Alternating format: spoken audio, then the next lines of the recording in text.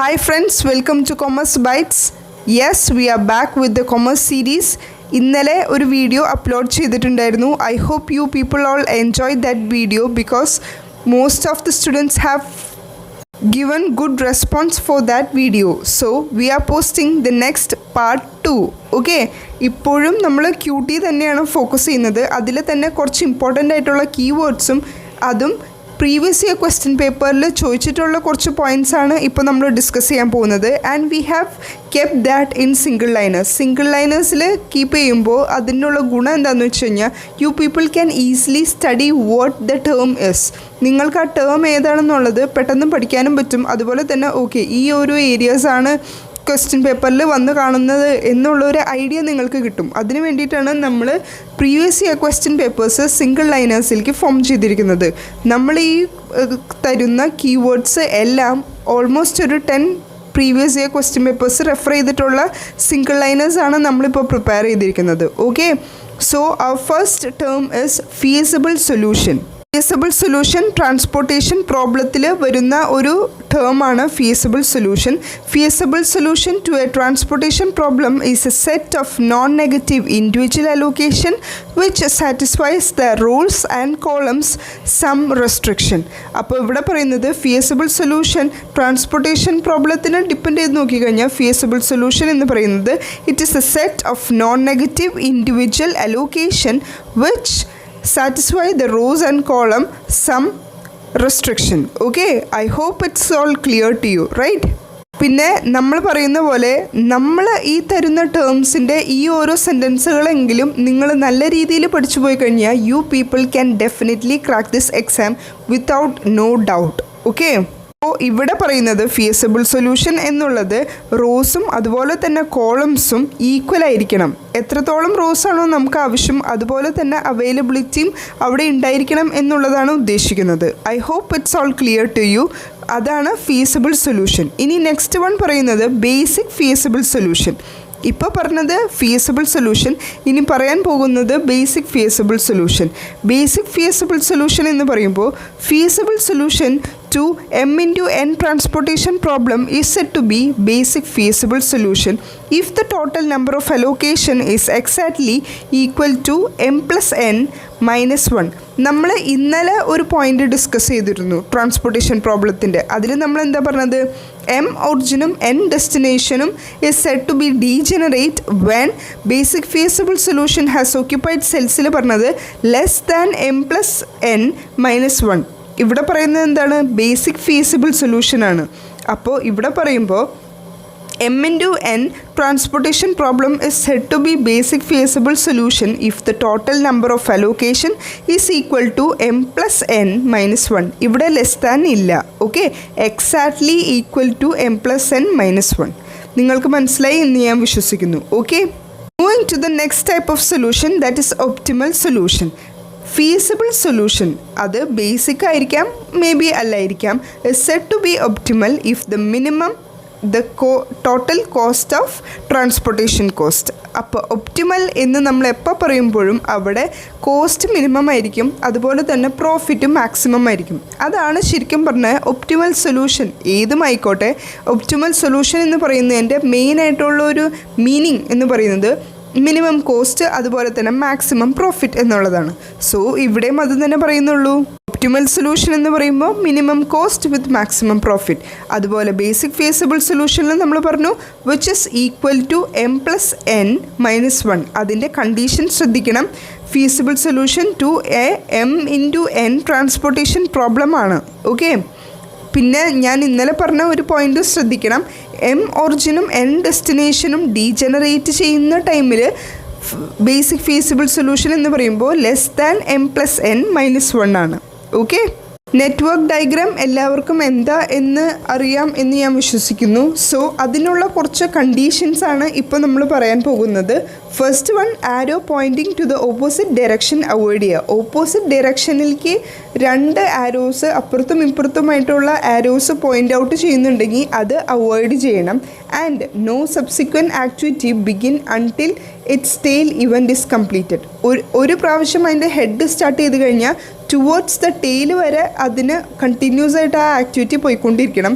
അതിന് ഇടയിൽ no subsequent activity should not be begin. Okay, ഇനി നെക്സ്റ്റ് പോയിന്റ് എന്ന് പറയുന്നത് arrow should not cross. Arrows cross ചെയ്യാൻ പാടില്ല. ഫസ്റ്റ് പറഞ്ഞത് ആരോസിന് രണ്ട് സൈഡിലേക്കുമായിട്ടുള്ള ഓപ്പോസിറ്റ് ഡിറക്ഷൻ എന്നുള്ളത് അവോയ്ഡ് ചെയ്യണം. പിന്നെ സെക്കൻഡ് പോയിന്റ് പറഞ്ഞത് no subsequent activity begin until its tail even completed. And the last point പറഞ്ഞത് ആരോ ഷുഡ് നോട്ട് ക്രോസ്. ഇനി അതിൽ തന്നെ വേറൊരു പോയിന്റ് പറയാനുള്ളത് ക്രിട്ടിക്കൽ പാത്ത് എന്ന് പറയുന്ന ഒരു പാത്ത് ഉണ്ട്. ക്രിട്ടിക്കൽ പാത്ത് മെത്തേഡ് എന്നുള്ളൊരു ടോപ്പിക്ക് പഠിക്കാനുണ്ട് എന്ന് ഞാൻ വിശ്വസിക്കുന്നു. സോ ആ ഒരു ക്രിട്ടിക്കൽ പാത്ത് മെത്തേഡാണ് ഏറ്റവും ലോങ്ങസ്റ്റ് ആയിട്ടുള്ള റൂട്ട്. അപ്പോൾ ക്വസ്റ്റ്യൻ മേ ബി വരാം, which of the following is the longest route എന്ന് ക്വസ്റ്റ്യൻ വന്നു കഴിഞ്ഞാൽ you people should go with the answer critical path. Okay, now we are going to discuss some points which is from 2018. okay, designed to test equality of more than two mean. അത് ഏതൊക്കെയാണെന്ന് ചോദിച്ചു കഴിഞ്ഞാൽ അനോവയും Kruskal വാലീസും. ഇന്നലെ നമ്മൾ discuss ചെയ്തിരുന്നു. ANOVA എന്നുള്ളത് it is the test for equality of more than two population mean എന്നുള്ളത്, right. അതുപോലെ തന്നെ ക്രൂസ്കലും comparing differences in the mean values of more than two sample group എന്നുള്ളത് നമ്മൾ ഡിസ്കസ് ചെയ്തിരുന്നു, റൈറ്റ്. സോ ഇവിടുത്തെ നമ്മളുടെ പോയിന്റ് എന്ന് പറയുന്നത് design to test equality of more than two mean. More than two mean കൂടുതൽ ഫോക്കസ് ചെയ്യുന്നത് ഏത് രണ്ടിനാണ്? അനോവയ്ക്കും ക്രൂസ്കലും. അപ്പോൾ ഈ ഒരു പോയിന്റ് നോട്ട് ചെയ്ത് വയ്ക്കുക. Design to test equality of more than two mean എന്ന് പറയുന്നത് അനോവയും ക്രൂസ്കലും. Okay, moving to the next point, range of values within which population parameter likely to lie. Range of values within which the population parameter likely to lie. എവിടെയാണ് population parameters ലൈ ചെയ്യുന്നത് എന്നാണ് ചോദിക്കുന്നത്. The answer will B interval estimate. range of values within which population parameter likely to lie, interval parameter, interval estimate. Okay. And moving to the next point, that is probability revised using Bayes theorem. Bayes theorem relate ചെയ്ത probability എന്ന് പറയുമ്പോൾ അവിടെ രണ്ട് കാര്യങ്ങളാണ് വരുന്നത്, രണ്ട് probability. First one posterior probability, second one inverse probability. First one posterior probability, second one inverse probability. മറന്നു പോവാതെ ഇരിക്കുക. ഓക്കെ, ഇനി moving to the next one, Poisson distribution to binomial distribution hold goods. അതിൻ്റെ ആൻസർ വരുമ്പോൾ n greater than or equal to 30 and p less than or equal to 0.05. Okay, Poisson distribution to binomial distribution hold goods. ഇത് വളരെ important ആയിട്ടുള്ളൊരു point ആണ് ഇപ്പോൾ discuss ചെയ്യുന്നത്.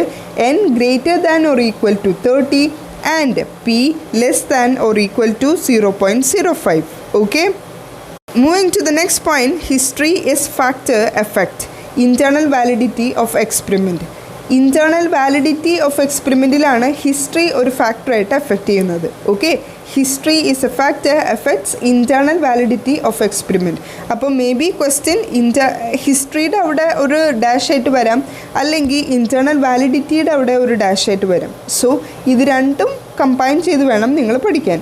Okay, now we are going to discuss ഒരു match the following ആണ്. Match the following in the sense 4 points ഞാനിപ്പോൾ ഇവിടെ പ്രൊവൈഡ് ചെയ്യും. അതിൻ്റെ തന്നെ കറക്റ്റ് ആൻസറാണ് ഞാൻ അതിൻ്റെ ഒപ്പം പ്രൊവൈഡ് ചെയ്യുന്നത്. ഓക്കെ, ഈ ഒരു പോയിൻ്റ് പഠിക്കാനായിട്ട് ഞാനൊരു സിമ്പിൾ ട്രിക്ക് പറഞ്ഞുതരാം, which is A short cut. ഇതിൽ എത്രത്തോളം ലോജിക് ഉണ്ട് എന്നുള്ളത് എനിക്കറിയില്ല, എന്നിരുന്നാൽ പോലും ഞാൻ എങ്ങനെയാണ് പഠിച്ചത് എന്നുള്ളത് ഞാൻ പറഞ്ഞു തരാം. ഓക്കെ, സോ അതിൽ ഫസ്റ്റ് പോയിന്റ് വരുന്നത് ലോങ്ജിറ്റ്യൂഡിനൽ ഡിസൈൻ ആണ്. ലോങ്ജിറ്റ്യൂഡിനൽ ഡിസൈൻ അതിൽ ആ ഒരു സ്റ്റാർട്ടിങ് ഉണ്ട്, longitudinal. So quasi experimental design കുറച്ച് വലുപ്പമുള്ള ഒരു വേർഡാണ് ക്വാസി എക്സ്പെരിമെൻ്റൽ ഡിസൈൻ. സോ രണ്ട് വാക്കുള്ളത് കൊണ്ടും കുറച്ച് വലുപ്പം ആ ഒരു വേർഡിന് തോന്നിയതുകൊണ്ടും longitudinal design, quasi and experimental design.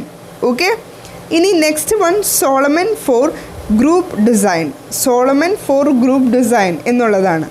So ഞാൻ അസ്യൂം ചെയ്തു സോളമൻ എന്നുള്ള ഒരു വ്യക്തി വളരെ ട്രൂത്ത്ഫുൾ ആയിട്ടുള്ളൊരു വ്യക്തിയാണ്. So true experimental design. Solomon four group design എന്നുള്ള പോയിൻറ്റിൻ്റെ ആൻസർ ട്രൂ എക്സ്പെരിമെൻ്റൽ ഡിസൈൻ. ഇത് ഓർത്തിരിക്കാനുള്ള എളുപ്പത്തിനാണ് ഞാൻ ഇതുപോലെ കണക്ട് ചെയ്ത് പറയുന്നത്. Okay, moving to the next one, one short case study. One short case study, ഒറ്റയടിക്ക് ഒരു കേസ് സ്റ്റഡി. കേസ് സ്റ്റഡി എന്ന് പറയുമ്പോൾ തന്നെ നമുക്കറിയാം അത് നല്ല ഡീറ്റെയിൽ ആയിട്ടായിരിക്കും അവർ എക്സ്പ്ലെയിൻ ചെയ്തു പോകുന്നത്. ഡീറ്റെയിൽ ആയ സ്ഥിതിക്ക് തന്നെ അതൊരു ഡിസ്ക്രിപ്റ്റീവ് ഡിസൈൻ ആയിരിക്കും.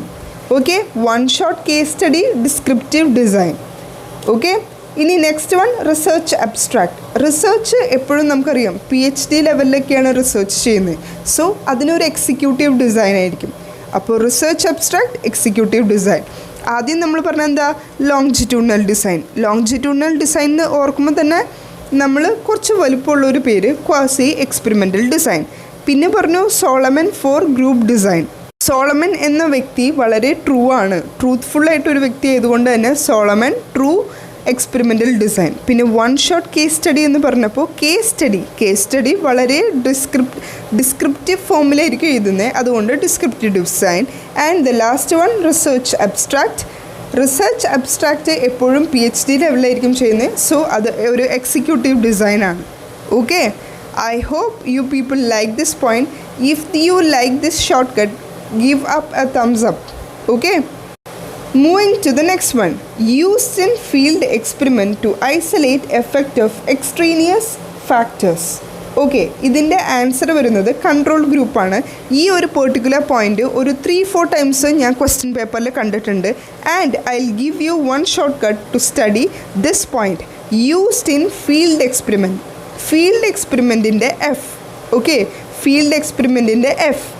To isolate effect of extraneous factors. Extraneous ഫാക്ടേഴ്സിൻ്റെ E. ഓക്കെ, അപ്പോൾ the answer will be control group. ഇനി ഇത് കോർഡിനേറ്റ് ചെയ്യാനായിട്ട് നമ്മൾ പറയുന്നത് CEF. Using field experiment to isolate effect of extraneous factors എന്ന് പറയുമ്പോൾ ഓർക്കുക അത് കൺട്രോൾ ഗ്രൂപ്പാണ് എന്നുള്ളത്. ഓക്കെ, ഇപ്പോൾ നമ്മൾ ഈ ഒരു എഴുതി വച്ചിരിക്കുന്നത് ABCD ഫോർമാറ്റിലാണ്. ബി കഴിഞ്ഞിട്ട് വരുന്നതാണ് സി കഴിഞ്ഞിട്ട് D ഉണ്ട്. D നമ്മൾ ഒന്ന് സ്കിപ്പ് ചെയ്തിട്ട് EF കണ്ടോ. അപ്പോൾ control group, extraneous factors, field experiment connect ചെയ്യാൻ പറ്റുന്നുണ്ടോ. സോ നിങ്ങളിപ്പോൾ ഒരു പോയിന്റിൽ ഫീൽഡ് എക്സ്പെരിമെൻറ്റും എക്സ്ട്രീനിയസ് ഫാക്ടേഴ്സും കണ്ടു കഴിഞ്ഞാൽ അവിടെ do check for control group. ആ ഒരു കൺട്രോൾ ഗ്രൂപ്പ് എന്നൊരു ഓപ്ഷൻ ഉണ്ടോ എന്ന് നിങ്ങൾ സെർച്ച് ചെയ്യാം. ഇതെല്ലാം ഞാൻ പഠിച്ചു പോയ ഒരു ഷോർട്ട് കട്ടാണ്. ഇത് എത്രത്തോളം ബാക്കി എല്ലാവർക്കും ആപ്ലിക്കബിൾ ആണ്, ആക്സെപ്റ്റബിൾ ആണ് എന്ന് എനിക്കറിയില്ല. എന്നിരുന്നാൽ പോലും നിങ്ങൾക്ക് ഈ ഒരു പോയിൻ്റ് ഹെൽപ്ഫുള്ളാണെങ്കിൽ ഹെൽപ്ഫുള്ളാവട്ടെ എന്ന് വിചാരിച്ചാണ് ഞാൻ നിങ്ങൾക്കിത് കൺവേ ചെയ്യുന്നത്. Okay, moving to the next point, that is attitude measurement scale, that is Likert scale. ഈ ഒരു ക്വസ്റ്റ്യനും പല പ്രാവശ്യം ഞാൻ ചോദിച്ചു കണ്ടിട്ടുണ്ട്. 2017 ചോദിച്ചിട്ടുണ്ട്, 2016 ചോദിച്ചിട്ടുണ്ട്. So attitude measurement scale, Likert scale, അതൊന്ന് ഓർത്തിരുന്നാൽ നല്ല കാര്യമായിരിക്കും. ഇനി moving to the next one, criteria used for decision making under risk. Decision making under റിസ്കിൽ നമ്മൾ യൂസ് ചെയ്യുന്ന ക്രൈറ്റീരിയ EOL ക്രൈറ്റീരിയൻ ആണ്. Okay, criteria used for decision making under risk നമ്മൾ യൂസ് ചെയ്തിരുന്ന ക്രൈറ്റീരിയ എന്ന് പറയുന്നത് EOL. Okay, last point of this video, Fulkerson rule is used for numbering the event in the network. നെറ്റ്വർക്കിൽ numbering events ചെയ്യുന്ന ആ ഒരു rule എന്ന് പറയുന്നത് ഫുൾക്കർസൺ റൂളാണ്. ഓക്കെ, നെറ്റ്വർക്കിൽ നമ്പറിംഗ് ഇവൻറ്റ്സ് ചെയ്യുന്ന ആ ഒരു റൂൾ എന്ന് പറയുന്നത് ഫുൾക്കർസൺ റൂളാണ്. So I hope it's all clear to you. എല്ലാവർക്കും ഞാനിപ്പോൾ പറഞ്ഞ കീവേഡ്സും അതുപോലെ തന്നെ ഷോർട്ട് കട്ട്സും മനസ്സിലായി എന്ന് ഞാൻ വിശ്വസിക്കുന്നു. ഷോർട്ട് കട്ട്സ് ഇഷ്ടപ്പെട്ടെങ്കിൽ you people definitely go and have your like button. Okay, so that's all for now. Let's see in the next video. Till then, work hard and study well. Thank you.